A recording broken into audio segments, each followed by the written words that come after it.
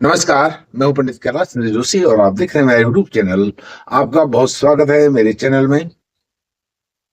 सनातन वाङ्मय में, वैदिक वाङ्मय में पुरुषार्थ चतुष्टय को प्रतिपादित किया गया है। पुरुषार्थ चतुष्टय धर्म, अर्थ, काम, मोक्ष। तो उसको महर्षि पराशर ने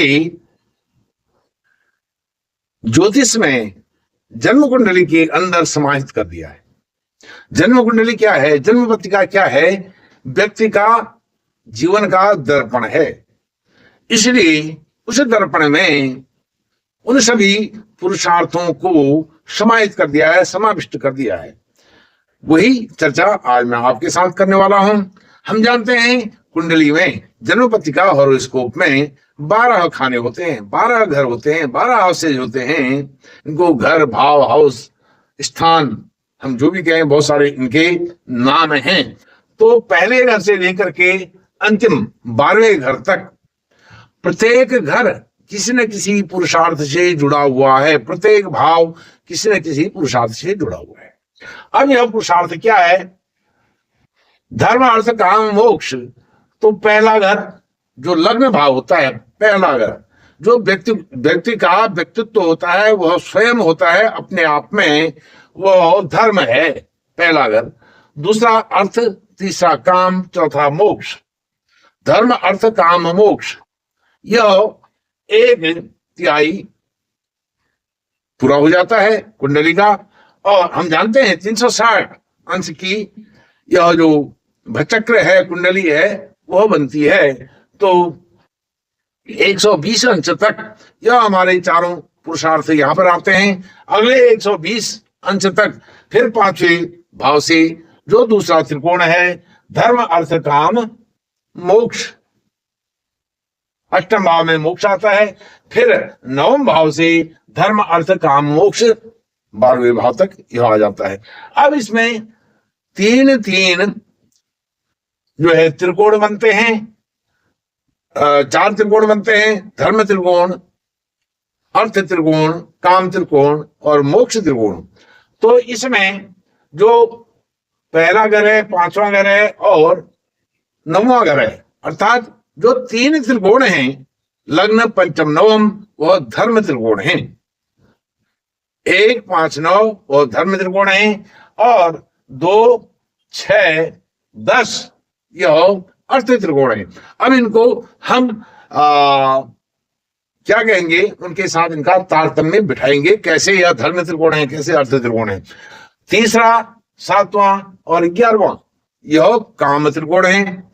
और उसके बाद चौथा, 8वां, 12वां, 4, 8, 12 यह फिर मोक्ष त्रिकोण है।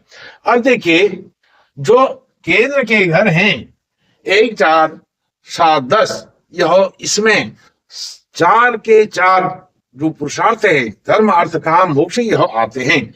अंदर का जो यह केंद्र भाव है, केंद्र दिख रहा है ना, बिल्कुल वर्ग के आकार में, स्क्वायर के आकार में, इसलिए इसको केंद्र कहा गया है। यह 4 आप इनको देखेंगे वर्गाकार हैं। अंदर के जो खाने हैं वर्गाकार हैं और बाहर के जो खाने हैं 5 और 9, एक को लग्न भाव या त्रिकोण भी कहा गया है। इसको 2 संज्ञाएं दी गई हैं, इसलिए अंदर के यह वर्गाकार हैं। इसलिए इनमें धर्म भी आता है, अर्थ भी आता है, काम भी आता है, मोक्ष भी आता है। और जो त्रिकोण भाव हैं उनमें केवल धर्म आता है। वह धर्म को ग्रहण करते हैं, स्वीकार करते हैं, पहला, 5वां और 9वां घर। अब इसको देखिए, यह व्यक्तित्व है। व्यक्तित्व स्वयं अपने आप में एक परिपूर्ण स्थिति है, यह धर्म है। 5वां यह संतान है, शिक्षा है, उच्च शिक्षा है, बुद्धि है, बुद्धि का विकास है। यह भी बुद्धि से, ज्ञान से, यह भी अपने आप धर्म से जुड़ जाता है। जब ज्ञान होता है वह धर्म से जुड़ता है। और यह धर्म, यह भी भाग्य है, पिता है और आपका स्पिरिचुअल यानी आध्यात्म है, धार्मिक भाव यहां से उत्पन्न होता है, इसलिए यह धर्म से जुड़ा हुआ है। अर्थ, यह हम जानते हैं दूसरा भाव यह धन का भाव होता है, इसलिए यह अर्थ से जुड़ा हुआ है। और छठा भाव यह हमारी जॉब से, हमारी कंपटीशन से, हमारे धन से, ऋण से जुड़ा हुआ है, इसलिए यह भी अर्थ से जुड़ गया है। 10वां भाव हम जानते हैं हमारे कैरियर से, हमारे बिजनेस से, हमारी जॉब, हमारा जो भी नौकरी है, पैसा है, व्यवसाय है, उससे जुड़ता है। तो व्यवसाय नौकरी से क्या होता है, अर्थ जनरेट होता है, इसलिए यह अर्थ से, पैसे से, वित्त से जुड़ा हुआ है, इसलिए यह 3 भाव अर्थ त्रिकोण के हो जाते हैं। काम त्रिकोण, यह जो तीसरा घर है, यह तीसरा घर किसी भी प्रकार का काम का मतलब केवल भोग विलास से मतलब नहीं है। काम का मतलब आपके यह भी पुरुषार्थ का अभाव है। पुरुषार्थ से क्या होता है, काम होता है, कार्य होता है, और साहस उत्पन्न होता है, परिश्रम उत्पन्न होता है, तो वह काम में आ जाता है। इसी से काम पुरुषार्थ जुड़ता है। और 7वां घर हम देखते हैं, यह पति पत्नी का, व्यवसाय का, बिजनेस का, पार्टनरशिप का, लाइफ पार्टनर का, बिजनेस पार्टनर का होता है। यह विशेष करके पति पत्नी का घर है, स्पाउस का घर है, इसलिए इसको भी काम से जोड़ा गया है। 11वां घर यह इच्छाओं का है, इच्छा, डिजायर्स का है, इसलिए इसको काम से जोड़ा गया है। मोक्ष में क्या होता है, मोक्ष इस जीवन की अंतिम परिणति है। वो किसी भी प्रकार से मोक्ष हो सकता है। धर्म अर्थ काम मोक्ष, यह चौथा पुरुषार्थ है। मोक्ष चौथे घर को दिया गया है। यह घर क्या है, मन का है, माँ का है, और यह चंद्रमा से जुड़ा हुआ घर है, इसलिए यह मोक्ष को दिखाता है। मन की गति सबसे तीव्र होती है, और यह काल पुरुष जन्मांग में चंद्रमा का घर है, इसलिए इसको चंद्रमा के कारण मोक्ष से जोड़ दिया गया है। क्योंकि चंद्रमा परम चंचल होता है, बड़ा चंचल होता है। मन की तरह मन जो होता है चंद्रमा से बना हुआ है, इसलिए जैसे मन भागता है वैसे चंद्रमा भी भागता है, इसलिए यह मोक्ष का कारक है।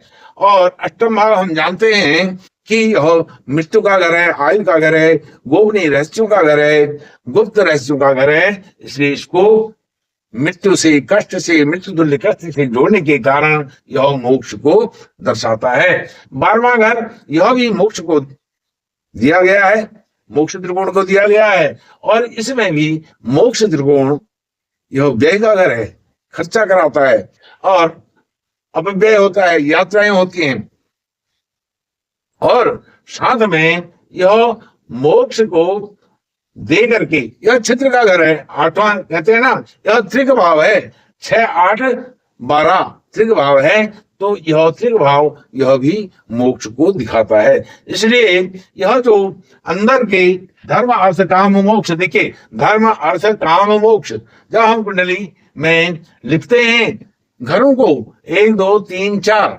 वामावर्त हम जाते हैं, अर्थात एंटी क्लॉकवाइज, और जब यह भाव होते हैं, भावों को इस प्रकार से वामावर्त पढ़ा जाता है। लेकिन जब पृथ्वी यह भचक्र घूमता है, प्रातः काल, दोपहर, सायंकाल और मध्य रात्रि, इस प्रकार से यह भचक्र घूमता है। इसीलिए धर्म अर्थ काम मोक्ष यह दक्षिणावर्त क्लॉकवाइज घूमता है। इसलिए धर्म त्रिकोण, अर्थ त्रिकोण, काम त्रिकोण और मोक्ष त्रिकोण, यह 4 प्रकार के त्रिकोण हमारे इस भचक्र में, जन्म कुंडली में, जन्म पत्रिका में, हॉरोस्कोप में पाए जाते हैं। और साथ में आपको एक महत्वपूर्ण बात बताता हूं, जो यह धर्म अर्थ काम मोक्ष केंद्र के स्थान है, इनको विष्णु स्थान कहा गया है, और जो त्रिकोण है इनको लक्ष्मी स्थान कहा गया है।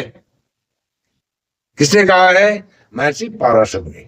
महर्षि पाराशर होरा शास्त्र के रचयिता हैं और फादर ऑफ एस्ट्रोलॉजी हैं, ज्योतिष के पितामह कहे जाते हैं। इस प्रकार से धर्म त्रिकोण, अर्थ त्रिकोण, काम त्रिकोण और मोक्ष त्रिकोण बन जाते हैं। 1 से लेकर 4, फिर 5 से लेकर के 8, 9 से लेकर के 12 जो घर होते हैं, यह धर्म अर्थ काम मोक्ष किसी न किसी पुरुषार्थ को दर्शाते हैं। यह विजन है हमारा, यह दृष्टांत है, यह दृष्टि है हमारे पुरखों की, हमारे पूर्वजों की, और उनकी संतति हम हैं, संतान हम हैं। हमें भी इसको अपनाना चाहिए और इसके अनुसार आचरण करके हम धर्म के मार्ग में जाकर के इनको सच्ची श्रद्धांजलि और नमन कर सकते हैं, दे सकते हैं।